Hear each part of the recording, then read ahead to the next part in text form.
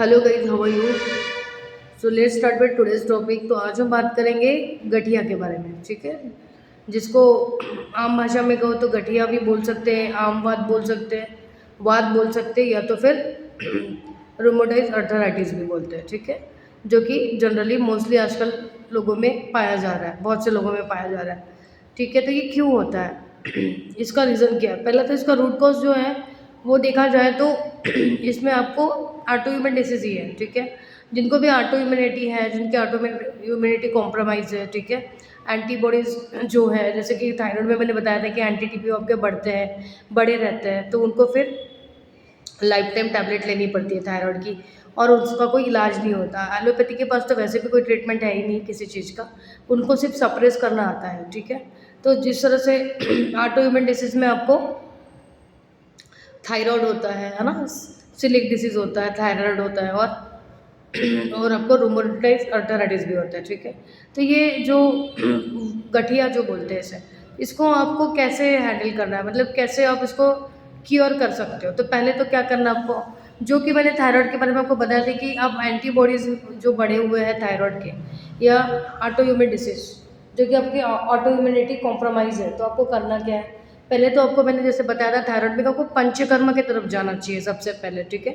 तो पहले तो देख लेना है कि आपका न्यूट्रिशन में विटामिन डी कितना है। अगर आपको ह्यूमिनिटी को ये करना है, आपको बैलेंस करना है, ठीक है। ऑटो इम्यून डिसीज में अगर आपकी ह्यूमिनिटी ही कॉम्प्रोमाइज़ है, ठीक है, वो आपको इन्फ्लामेशन कर रही है, अटैक कर रही है आपके ग्लैंड पे, ठीक है। अर्थराइटिस वाले पेशेंट को भी वही प्रॉब्लम है, ह्यूमिनिटी ही प्रॉब्लम करती है। तो आपको करना क्या है, पहले आपको पंचकर्मा की तरफ जाना चाहिए। आपको मैंने जैसे बताया था, अगर आपको पता चलता है कि मुझे ऑटो इम्यून डिसीज़ है, जिससे जिससे मुझे रूमेटाइड अर्थराइटिस हुआ है, वात का जो गठिया प्रॉब्लम है, या थायराइड का प्रॉब्लम है, तो आपको करना यही है, पहले तो पंचकर्मा शुरू कर देना चाहिए।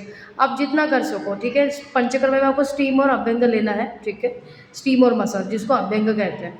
तो कहीं भी नज़दीकी आपके पास में जो भी आयुर्वेदिक का कोई ऐसा पंचकर्मा सेंटर है, तो वहाँ जाके आपको पहले अभ्यंग स्टार्ट कर देना चाहिए। अब अभी अभ्यंग आप कैसे करोगे, तो आपने पहले तो स्टार्ट कर देना है 3-4-5 डेज़ का, ये ले सकते हो आप, ठीक है, सेशन ले सकते हो। अगर आपने 1 वीक का ले लिया तो वेल एंड गुड है, 5 डेज़ का आप सेशन ले लीजिए, ठीक है। और उसके साथ में आप विटामिन डी भी स्टार्ट रखिए। कभी कभी क्या होता है ना, न्यूट्रिशन की डेफिशिएंसी से भी हमें ये सब ऑटो इम्यून डिसीज वगैरह हो जाते हैं। विटामिन डी का लेवल हमारे बॉडी में कितना है वो हमको सॉरी, वो हमें चेक करना ही है, ठीक है। तो पहले तो विटामिन डी से भी हमें ये सब प्रॉब्लम्स होती है, तो विटामिन डी का लेवल चेक कर लेना। कहीं पे भी किसी लैब में जाके, अपने नियरेस्ट जो भी आपका लैब है अच्छा वाला, जहाँ पे जहाँ पे आप हमेशा जाते हो, तो वहाँ पे जाके अपने पहले अपना विटामिन डी का लेवल चेक कर लेना। अगर आपको लगता है कि आपका विटामिन डी 30 है, या 30 के अंदर है, तो पुअर ही है वो, ठीक है। तो आपको 60,000 आई की टैबलेट स्टार्ट कर देनी चाहिए, ठीक है, जिनको भी ऑटो इम्यून डिसीज है। तो साथ में आपने सप्लीमेंट भी ले सकते हो आप, मंडे टू सैटरडे, और वीकली वंस आपको 60,000 आयु का आपको लेवल कितना बढ़ाना है, उसका 50 के ऊपर होना चाहिए। जिनको भी ऑटो इम्यून डिसीज है, उनका 50 to 60 के आसपास होना चाहिए। 60 के ऊपर गया भी तो भी अच्छा ही है, ठीक है गाइस। क्योंकि क्या होता है ना कि विटामिन डी सब में डेफिशिएंसी होती है विटामिन डी की, ठीक है। तो आपको पहले ये ध्यान रखना है, जितने भी ऑटो इम्यून डिसीजेज है, वो आपको विटामिन डी से ही आपको वो क्योर हो सकते हैं।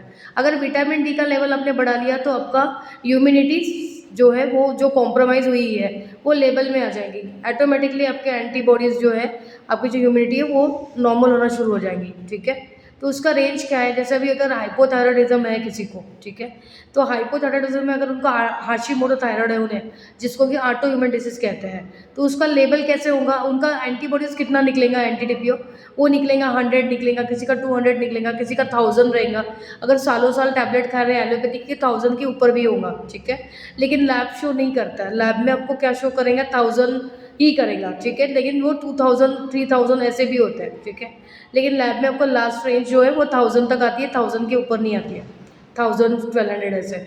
तो आप एक बार चेक कर लेना कि आपकी इम्यूनिटी इतनी बड़ी तो नहीं है। तो फिर ये आपको एवरी टाइम आप जो भी खा रहे हो, ग्लूटन खा रहे हो, है ना, डेयरी प्रोडक्ट्स खा रहे हो, दूध ले रहे हो, आटा खा रहे हो, तो उससे आपको वो इम्यूनिटी क्या कर रही है, आपको इन्फ्लामेशन दे रही है, आपके ग्लैंड पे अटैक कर रही है ना। जिसको वात का है, गठिया का प्रॉब्लम है, उनके उनके इस पे अटैक हो रहा है, ठीक है। जो भी आपके बोन्स हैं उस पे अटैक हो रहा है, तो आपको करना क्या है, तो आपको पहले ह्यूमिनिटी को कम करना है। तो उसके लिए आपको पंचकर्मा जैसे सेंटर मैंने बताया था कि पंचकर्मा में आपको अभ्यंग आप ले सकते हो। अभ्यंग में क्या होगा कि स्टीम और मसाज, पहले मसाज करेंगे बॉडी को, फिर बाद में वो स्टीम देंगे। स्टीम में आप 15 मिनट्स का ले सकते हो, ठीक है। तो उससे क्या होगा ना कि आपके जो जो ह्यूमिनिटी है ना वो भागना शुरू हो जाती है, ठीक है। तो वो ऑटोमेटिकली आपका जो पसीना आता है उसमें से आपके जो बैड वाले बैक्टीरियाज है वो डिटॉक्स होना शुरू हो जाती है बॉडी, तो वो ऑटोमेटिकली वो रिड्यूस होना शुरू हो जाते हैं एंटीबॉडीज। हमको कितना चाहिए, इंटरनेशनल यूनिट के हिसाब से हर लैब का अलग अलग रेंज होता है, बट इंटरनेशनल यूनिट अगर मैं बताऊँ तो आपको 60 यूनिट होना चाहिए, ठीक है। 60 पर यूनिट, ठीक है। किसी लैब में 9 होता है, किसी लैब में 5 होता है, लेकिन नॉर्मली ह्यूमिनिटी हमारी 60 के ऊपर अगर एंटीबॉडीज बढ़े हुए हैं 60 पर यूनिट, ठीक है। तो उसके ऊपर अगर आपके बढ़े हुए हैं तो आपको हाशिमोटो या ऑटोइम्यून डिसीज़ है। अब डिपेंड्स करता है कि आपको कौन सा डिसीज़ हुआ है ऑटोइम्यूनिटी से। किसी को मल्टीपल डिसीज़ भी होते हैं, सारे अंगों पे इन्फ्लामेशन होता है और उनको बहुत सारे डिसीज़ होते हैं, किडनी फेलियर होता है, लीवर का प्रॉब्लम्स होता है, अर्थराइटिस होता है, सब प्रॉब्लम्स होते हैं उनका। वो डिसीज़ तो किसी को होना नहीं चाहिए और कभी होता भी नहीं, 100 में से एक आध को शायद ही रेयर केसेस में रहता है। इसके अलावा आपको थायराइड कॉमन है, ठीक है। तो आपको थायराइड का जो हाइपोथायराइड पेशेंट है उसको भी ऑटो इम्यूनिटी का प्रॉब्लम्स होता ही है, ठीक है। तो उन्होंने एंटीटी को चेक कर लेना है। तो जिसको भी बोलते हैं ना डॉक्टर कि आपको ज़िंदगी भर दवाई खानी पड़ेगी या सारी उम्र उम्र आपको दवाई खानी पड़ेगी, तो उनको हाशिमोटो थायराइड ही है। इसके अलावा आपको रूमेटॉइड अर्थराइटिस भी आपको उसी से हुआ रहता है, ऑटो इम्यूनिटी से। इसके अलावा आपको टाइप 1 डायबिटीज़ भी ऑटो इम्यूनिटी की वजह से ही होता है। तो आपको चेक कर लेना गाइस कि पहले हमारी एंटीबॉडीज़ पे हमको काम करना है। हमको करना क्या है, एंटीबॉडीज़ पे काम करना है।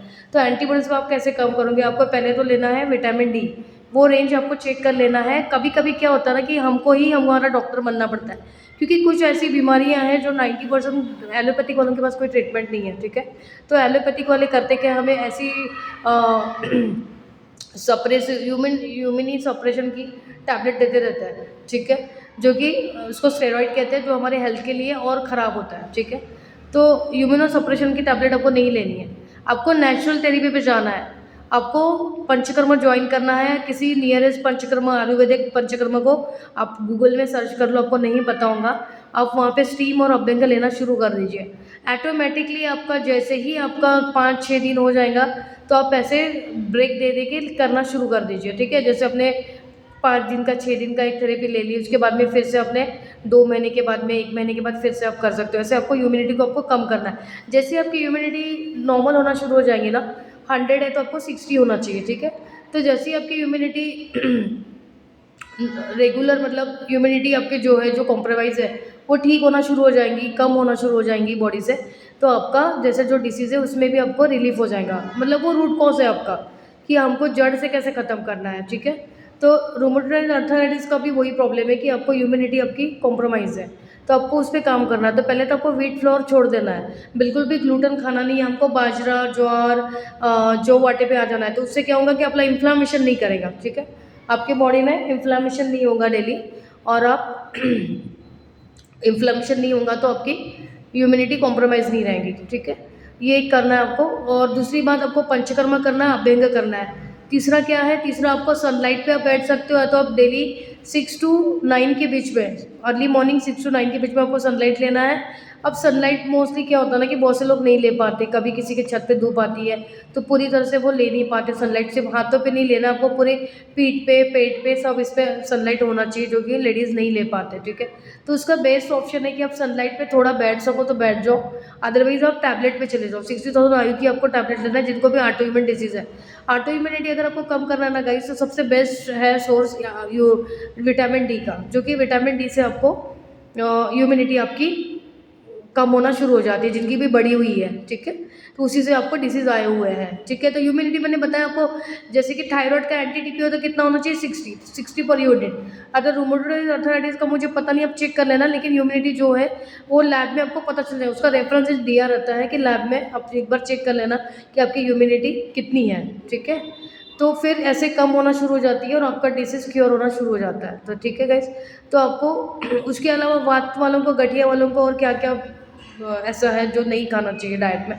तो आपको ठंडी चीज़ें नहीं खानी चाहिए, ठीक है। जैसे कि आपने कुछ चीज़ बना ली, अपने फ्रीज़ में रख दी, उसके बाद में वो फ्रीज़ में जैसे आप आपने फ्रीज़ में रख दिया, तो फ्रीज़ से निकालने के बाद में क्या होता है, 12 घंटे आपने रात को रख दिया और सुबह खा रहे हो उसको, तो वो फिर वात में उसको कन्वर्ट हो जाता है, उसमें वात आ जाता है खाने में। फिर बाद में वो वात के लोगों को प्रॉब्लम होता है, फिर वो पेन किलर लेते रहते हैं ना। गठिया वालों का क्या प्रॉब्लम है, उनको पेन बहुत होता है ना। तो उस वैसा नहीं करना है आपको, जो फ्रेश वाली चीज़ें वही बना के खानी है। आइसक्रीम नहीं खानी है, ठंडी चीज़ें नहीं खानी है आपको, जो कि फ्रीज़ वाला जो चीज़ें हैं वो नहीं खाना है आपको। और आइसक्रीम भी नहीं खाना है आपको, जो भी बहुत ठंडी है, आइस है, लस्सी है ठंडी वाली, तो वो सब नहीं खाना है आपको, ठीक है। ठंडा मतलब ये नहीं कि आपने जो ठंडी चीज़ें वो खाना छोड़ देना है। ठंडी चीज़ें मतलब क्या होता है, कभी कभी हम दही खा लेते हैं ना, कर्ड, वो भी चल जाता है। उसके अलावा आप खजूर जो है, जिसको छुआरे बोलते हैं, वो भिगो के खाते हैं, वो भी आप खा सकते हो। ठंडी मतलब आपको फ्रीज वाली चीज़ें नहीं खानी है, ठीक है। और आपका इम्यूनिटी को आपको सप्रेस नहीं करना है, उसको नेचुरली आपको हील करना है, ठीक है। तो इस तरह से आपको अपनी इम्यूनिटी कम करके अपना रूमेटॉइड अर्थराइटिस और थायराइड और जो भी आपको टाइप 1 डायबिटीज़ जैसे डिसीज़ आए हुए हैं, उसे आप कम कर सकते हो नेचुरली, ठीक है गाइस। और अपना एक बार B12 भी चेक कर लेना, कहीं ऐसा तो नहीं कि B12 से आपको थायराइड आया हुआ है, ठीक है। और B12 से भी बहुत सारे डिसीज़ होते हैं, हार्ट डिसीज़ भी B12 से होता है, तो आप एक बार चेक कर लेना। और अपना डाइट आपको संतुलन आहार लेना है एकदम से, बहुत ऐसा नहीं कि आप बहुत खा रहे हो, ब्रेकफास्ट हेवी खा रहे हो, बहुत ऑयली खा रहे हो, ऐसा नहीं करना है। जिनको भी ऑटोइम्यून डिसीज़ है उन्होंने व्हीट फ्लोर नहीं खाना है, ठीक है, बहुत ज़्यादा ऑयली नहीं खाना है। ऑयल कोई अच्छा यूज़ कर सकते हो आप, ऑलिव ऑयल तो मेरे ख्याल से आप चेक कर लेना एक बार, ऑलिव ऑयल ऑटोइम्यून डिसीज़ के लिए है या भी या नहीं। मुझे लगता है कि ऑटोइम्यून डिसीज़ वालों ने तो सेसमी ऑयल यूज़ करना चाहिए, तिल का ऑयल, ठीक है। तिल का ऑयल सबसे बेस्ट है। जिनको कोलेस्ट्रॉल बढ़ा हुआ है उनको ऑलिव ऑयल और मस्टर्ड ऑयल ठीक है, जिसको क्या कहते हैं, सरसों ऑयल। तो मस्टर्ड और ऑलिव ऑयल यूज़ करना चाहिए जिनका कोलेस्ट्रॉल बढ़ा हुआ है। जिनका जिनको ऑटोइम्यून डिसीज़ है वो सेसमी ऑयल यूज़ कर सकते हैं, तिल का ऑयल, ठीक है। तो उसके अलावा जिनको सूट कर रहा है, उनको लगता है कि इम्यूनिटी कॉम्प्रोमाइज़ नहीं हो रही, तो वो ऑलिव ऑयल भी यूज़ कर सकते हैं, उसमें कोई प्रॉब्लम नहीं है, ठीक है। लेकिन बहुत सा जनों को क्या होता है कि जैसे ऑटोइम्यून डिसीज़ होता है, तो उसमें कभी-कभी हमारी इन्फ्लेमेशन कुछ से भी इन्फ्लेमेशन हमारा आते रहता है, बॉडी में इन्फ्लेमेशन हो जाता है, कभी-कभी ऑलिव ऑयल खाने से भी इन्फ्लेमेशन करता है। कोई बोलता है कि इन्फ्लेमेशन नहीं होता ऑटोइम्यून डिसीज़ से, लेकिन होता है गाइस। आप एक बार चेक कर लेना कि आपको कौन-सा। मैं तो बोलती हूँ कि बेस्ट ऑयल सेसमी ऑयल है, तिल का ऑयल, जो कि आपको कच्ची घानी का बोलो या कोल्ड प्रेस ऑयल या पतंजलि का भी यूज़ कर सकते हो, तिल का ऑयल। उसके बाद में सेकंड नंबर पे आता है मस्टर्ड ऑयल। जिनको भी कोलेस्ट्रॉल है, हार्ट डिसीज़ है, बीपी है ना, शुगर है, तो उन्होंने ऑलिव ऑयल या तो फिर मस्टर्ड ऑयल यूज़ कर सकते हो, ठीक है। कोलेस्ट्रॉल और बीपी वालों के लिए मस्टर्ड और ऑलिव ऑयल ठीक है। जिनको शुगर है वो सेसमी ऑयल भी यूज़ कर सकते हैं, ठीक है। मस्टर्ड ऑयल भी यूज़ कर सकते हो, ठीक है। तो ये 3 चीज़ें हमको देखना है। घी डेली यूज़ नहीं करना है।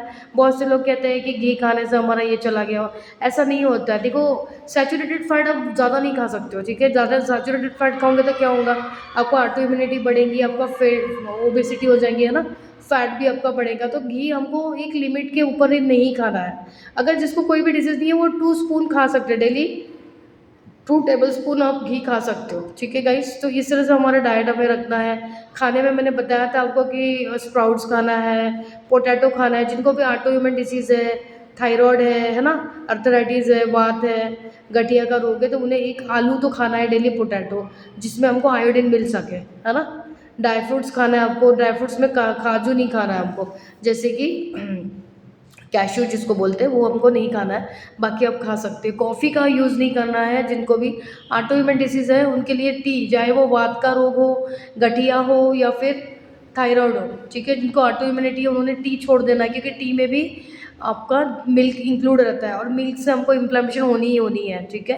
तो मिल्क से तो इन्फ्लेमेशन होता है, इसलिए ऑटो इम्यून डिसीज़ को बढ़ावा मिलता है। और मिल्क और आटा एक दोनों ऐसी चीज़ें, भले ही आप डेयरी प्रोडक्ट में पनीर खा सकते हो और आप कर्ड खा सकते हो, लेकिन आपको 2 चीज़ें नहीं खानी है जो कि स्ट्रिक्ट है उसमें सख्त मनाही है, जो है कि मिल्क और आटा, व्हीट फ्लोर, ठीक है। तो ये 2 चीज़ें हैं जो आपको नहीं खानी है, ठीक है। तो इससे आप अपने ऑटो इम्यूनिटी को हील कर सकते हो और अपना क्योर हो सकता है ऑटो इम्यूनिटी, ठीक है गाइस। तो इस तरह से आपको डाइट लेना है। मिलते हैं नेक्स्ट वीडियो में, सी यू लेटर, टेक केयर।